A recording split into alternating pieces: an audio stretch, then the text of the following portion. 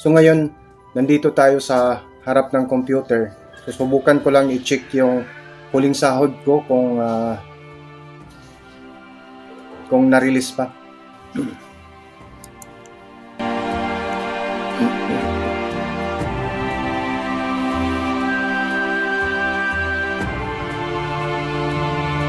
Thank you, Lord! Thank you! Thank you! Thank you, Lord! Thank you! Bakit? Ayan, na-release kahit papano. Ay, salamat! Thank you, Lord! May pambayad na tayo sa upa ng bahay. Thank you, Lord! Ang bait mo talaga, Lord. Thank you po, thank you. Ikong pasalamat dahil sa awa ng Panginoong Diyos ay pumasok ito at napaluha nga ako na kung makikita mo ay medyo nabawasan ang aking lungkot na kung mapansin mo ay nakangiti na ako.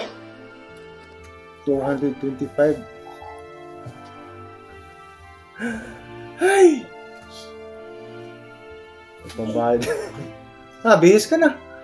Alis tayo. Maya, tapusin ko lang yung ginagawa ko. Sige. Thank you, Lord. Nabawas-bawasan yung problema ng konti. May pambayad man lang kahit pang isang buwan. Ay, thank you.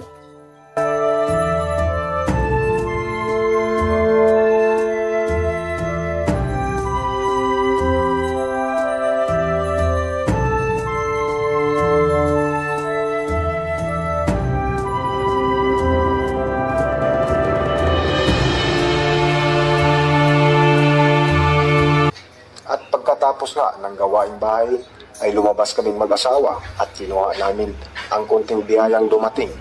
At kinabukasan ay niyaya ko ang aking pamilya, magbanding muna kami para malibang pansamantala.